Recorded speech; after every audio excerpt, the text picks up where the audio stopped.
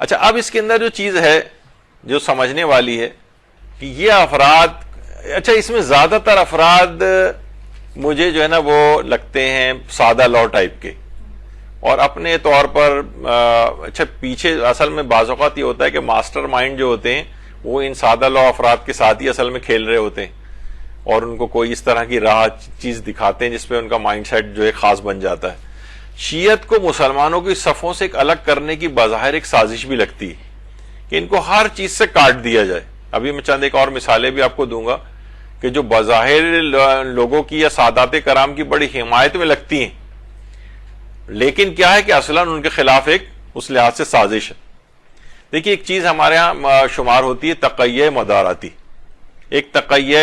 خوفی ہوتا ہے جو جان مال عزت و آبرو جا رہی ہے تو اس وقت کے متعلق جو ہے ہوتا ہے جو انسان تقیہ کرتا ہے، لیکن ایک تقیہ مداراتی بھی ہے۔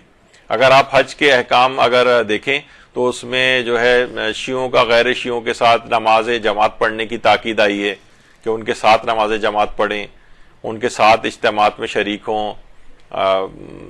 بلکہ یہاں تک ہے اگرچہ آغا سیستانی کا بس ایک اختلاف ہے، حتیٰ کہ اگر وہاں پر حکومت سعودی عرب اپنے طور پر یہ اعلان کرے کہ چاند اس چاند کے مطابق جو ہے وہ حج ہوگا، تو پھر اور ہمارے نزدیک وہ چاند ثابت نہیں ہے مثلا، تو وہ ان کے مطابق ہی پھر حج کرنا بھی جو ہے وہ مراجی کی ایک اچھی بڑی تعداد کہتی ہے کہ پھر اسی کے مطابق ہی عمل کریں۔ آقا سیستانی نے احتیاط واجب لگائی ہے اس مسئلے میں، ورنہ وہ کہتے ہیں کہ نہیں احتیاط واجب ہی اگر آپ کے نزدیک چاند ثابت نہیں ہے اور چاند کا ڈفرنس آ رہا ہے تو آپ کو اپنے مطابق حج کرنا پڑے گا۔ ایک دفعہ ہم نے اپنے استاد سے بھی ڈسکس کیا تھا تو بڑا مسئلہ ہو جائے گا بالفرض یہ،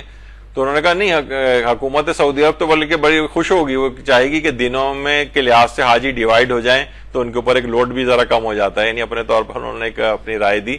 لیکن یہاں پر اس مسئلے میں آیت اللہ وحید خراسانی کی طرف رجوع کیا جاتا ہے، یعنی جو آیت اللہ سیستانی کے مقلدین ہیں جن کے نزدیک جو حج عید الاضحیٰ کے لحاظ سے یعنی جو ذی الحج کا چاند اگر یہ ثابت نہیں بھی ان کو ہو رہا ہے اور ایک دن آگے پیچھے ہے اور وہ حکومت نے وہاں کی دوسرا اعلان کیا حج کے سلسلے میں، تو احتیاط واجب میں آیت اللہ وحید خراسانی کی طرف رجوع کر کے ان کے مطابق ہی حکومتی اعلان کے مطابق حج کر لیا جاتا ہے۔ تو بہرحال یعنی مسلمانوں کے ساتھ نماز پڑھنا، ان کے پروگرام میں ان کے اموات میں شریک ہونا، یہ تقیہ مداراتی کہلاتا ہے۔ تو بہرحال یعنی اسلام نے تو یہ والا حکم دیا اور آپ ایسی طریقہ کار اختیار کر رہے ہیں جس سے آپ بالکل کٹ کے الگ ہو جائیں۔ بہت سے لوگ کیا کرتے ہیں ان کے ساتھ جی ہم نماز جماعت نہیں پڑھیں گے، اور عین اسی وقت کے جس وقت تمام مسلمان خانہ کعبہ کی طرف جا رہے ہوتے ہیں، ہمارے بعض مومنین کہتے ہیں نہیں ہم اپنے ہوٹل کی طرف جا رہے ہوتے ہیں، بالکل مخالف سمت میں۔ یہ کیا کر رہے ہیں؟ یعنی اس وقت تاکید ہے، یعنی انہی کے ساتھ آپ کھڑے ہو کے نماز آپ کو خود پڑھنا ہوتی ہے، لیکن ان کے ساتھ کھڑے ہونا ہوتا ہے اور نماز، تاکہ مسلمانوں میں ایک اتحاد اتفاق اور اس طرح کی چیز بھی رہے۔ تو بہرحال یہ چاہتے ہیں کہ یہ بالکل ایک الگ سے نظر آئیں، کٹ کے سب لوگوں سے کٹ کے جناب الگ ہیں کہ یہ پوری دنیا خوشیاں منا رہی ہے اور یہ لوگ کھڑے کسی جگہ نوحہ ماتم کر رہے ہیں، ماتمی سنگت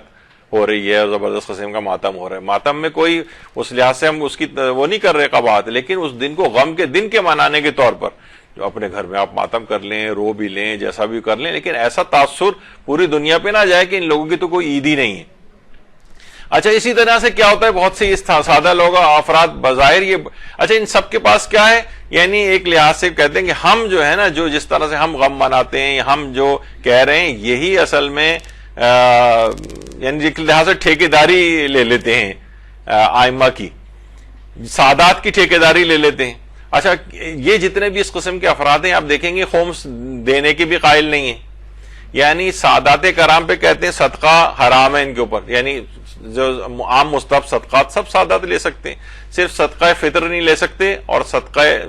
زکوٰۃ نہیں لے سکتے، یعنی صدقہ فطر اور صدقہ زکوٰۃ